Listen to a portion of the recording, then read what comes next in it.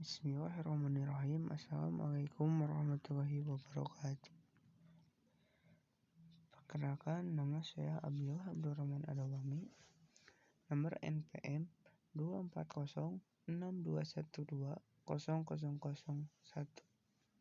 Saya kuliah di Universitas Garut dan saya mengambil prodi VAI. Saya semester 3. Mata kuliah Ilmu Pendidikan Islam. Dosen pengampu Ibu Dr. Hajah Hilda Ainushifa, MAG, dan Ibu Dr. Hajah Neneng Nafisah, MSI, MAG.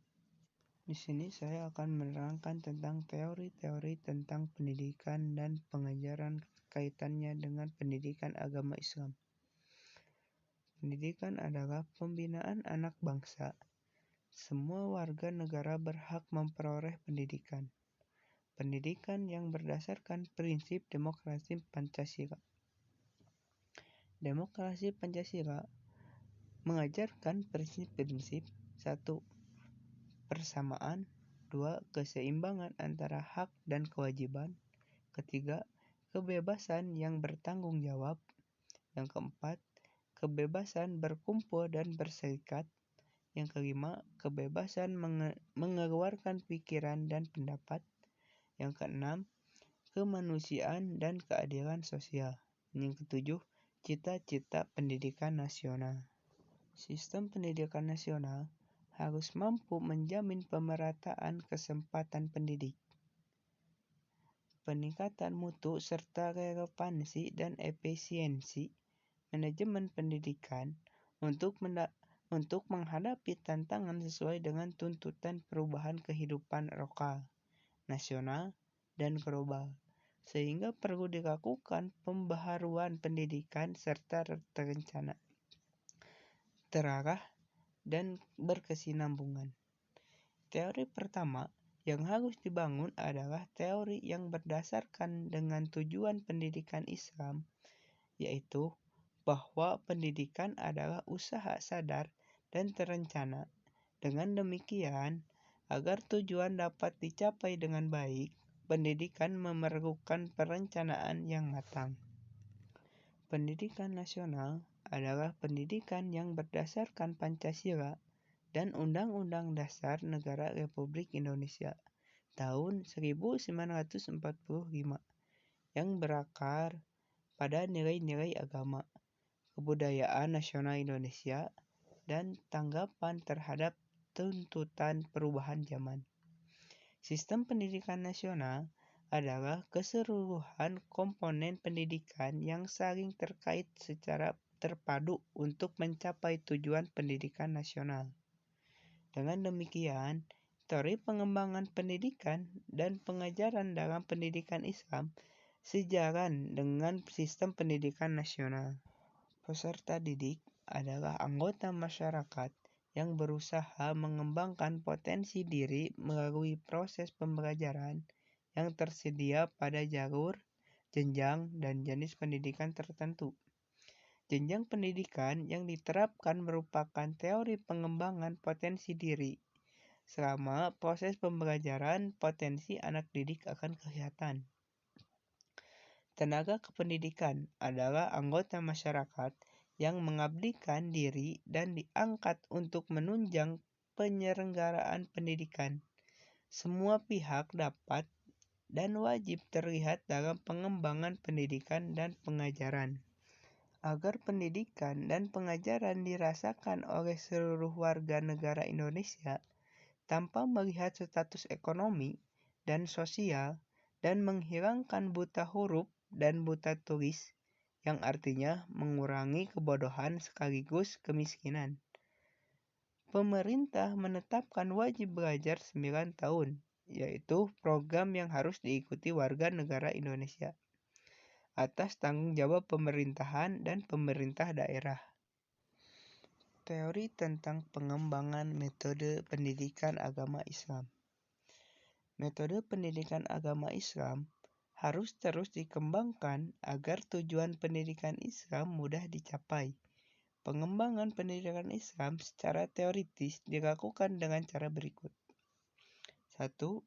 metode pendidikan demokratis, yaitu pendidikan yang dilakukan dengan cara memberikan kemerdekaan kepada anak didik untuk menentukan pilihan, minat, dan bakatnya, serta mengembangkan pikiran dan pendapatnya sepanjang memberikan dampak positif bagi perkembangan dan kemajuan intelektualitasnya. Yang kedua, pendidikan dengan hati nurani, yaitu menerapkan pendekatan simpatik dan empati terhadap perkembangan intelektualitas anak didik dan pengalaman pribadi yang diungkapkan anak didik kepada pendidiknya. Yang ketiga, pendidik dengan pendekatan rasional, yaitu pendidikan anak dengan ukuran rasio. 4. Pendidikan dengan pendekatan empiris, yaitu pengembangan metode pendidikan Islam didasarkan pada pengalaman para pendidik.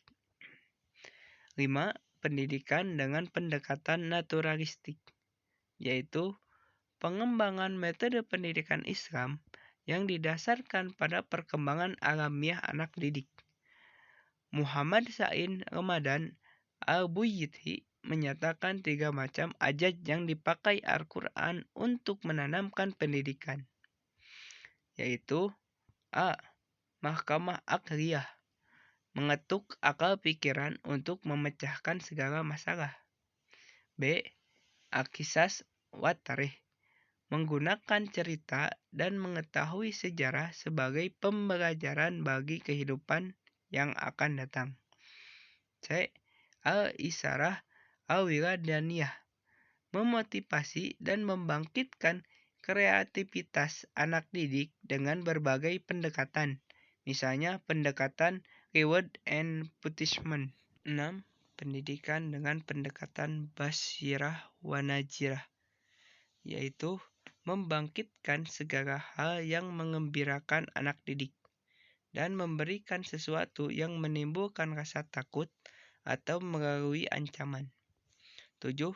Pendekatan keteladanan, yaitu mengembangkan metode pendidikan Islam dengan contoh utama dari para pendidik sehingga anak didik meniru perilaku positif yang bermanfaat bagi kemajuan intelektualitas dan kebaikan moralitasnya. Teori pengembangan metode pendidikan Islam yang dapat digali dari cara Rasulullah SAW berperilaku tergambar dari sifat-sifat beliau. Sifat-sifat beliau sebagai berikut. 1. Fatanah atau cerdas. 2. Sidik atau jujur. 3. Tabligh atau menyampaikan. 4. Amanah. 5. Qanaah. Metode yang dikembangkan dalam pendidikan Islam disesuaikan dengan tujuan pendidikan Islam yang paling substansial, yaitu sebagai berikut. 1. Penguatan keimanan kepada Allah Subhanahu wa Ta'ala. 2. Peningkatan kecerdasan anak didik. 3. Pembinaan akhlakul karimah. 4. Pengembangan minat dan bakat berkaitan dengan kecakapan dan keterampilan anak didik. 5. Pembinaan kemandirian dan rasa tanggung jawab anak didik. 6. Pendewasaan berpikir anak didik yang rasional dan memiliki kepekaan terhadap masalah-masalah sosial. 7.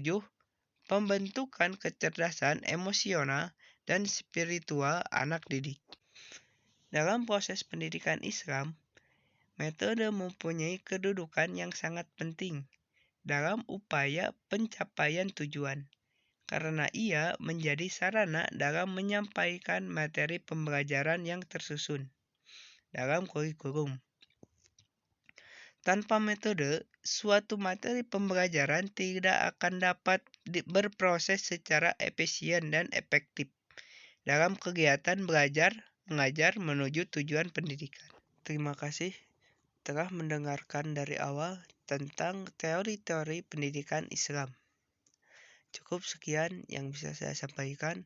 Wassalamualaikum warahmatullahi wabarakatuh.